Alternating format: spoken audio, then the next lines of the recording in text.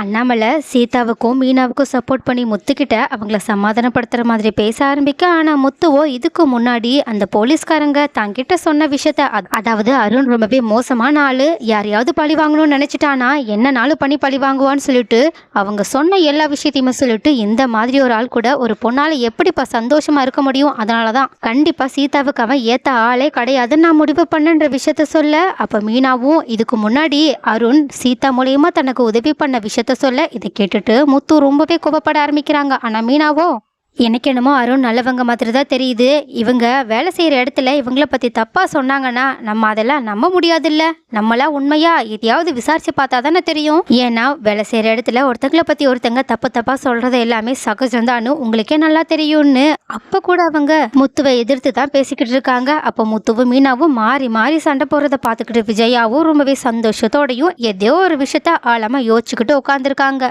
But மறுபடியுமே முத்துவும் மீனாவும் தன்னோட discussion எல்லாத்தையுமே முடிச்சுட்டு சீதாவை பார்க்கறதுக்காக ஹாஸ்பிட்டல் போகும்போது அங்க திடீர்னு ஏதோ ஒரு பொண்ணு விஷம் குடிச்சு தற்கொலைக்கு முயற்சி பண்ணதா வந்துட்டு ரொம்பவே சீரியஸா அட்மிட் ஆகுறாங்க. அப்போ அவங்களோட அம்மா கூட, அதாவது அந்த அட்மிட் ஆகுற அந்த பொண்ணோட அம்மா கூட அந்த பொண்ணோட அண்ணன் கிட்ட, நீங்க ஒருவேளை என் பொண்ணு காதலிச்சவன் கூடயே அவளை சேர்த்து வச்சிருந்தீங்கன்னா இப்ப அவ இந்த மாதிரி ஒரு முடிவை எடுத்திருக்கவே மாட்டாளே, ஏன் விஷம் குடிச்சாதான் உங்களுக்கு இந்த விஷயத்தோட சீரியஸ்னஸ் புரியுமா, அப்பதான் நீங்க அவளோட காதலை ஒத்துப்பீங்களா, அதுக்கு முன்னாடி ஏன்டா இப்படி ஒத்துக்காம இருந்து அவளோட வாழ்க்கையவே நாசம் பண்ணிட்டீங்கன்னு அப்படியே முத்துவுக்கே சொல்ற மாதிரி சொல்லிக்கிட்டு இருக்க. இதை கேட்டுட்டு முத்துவும் லைட்டா குற்ற உணர்ச்சியோட தான் ஏதோ தப்பு பண்ணிட்டு இருக்கமான்னு இப்பதான் யோசிக்க ஆரம்பிச்சு நின்னுக்கிட்டு இருக்காங்க. மீனாவும் முத்து ஏதோ ஒரு விஷயத்த புரிஞ்சுக்க ஆரம்பிக்கிறாங்கன்றத பார்த்துட்டு கொஞ்சம் இந்த விஷயத்த வச்சே முத்துவை நம்ம சரிப்படுத்திடலாம்னு சொல்லிட்டு பார்த்துக்கிட்டு இருக்காங்க. ஸோ கைஸ், முத்துவுக்கு இதுக்கப்புறமாவது அருணும் சீதாவும் எந்த அளவுக்கு ஆழமா காதலிக்கிறாங்கன்ற விஷயம் புரிய வந்து அவங்களே அவங்க ரெண்டு பேரையுமே சேர்த்து வைக்க வாய்ப்புகள் இருக்கா? இதுல உங்களோட கருத்துக்கள் என்னன்றத கமெண்ட்ல சொல்லுங்க.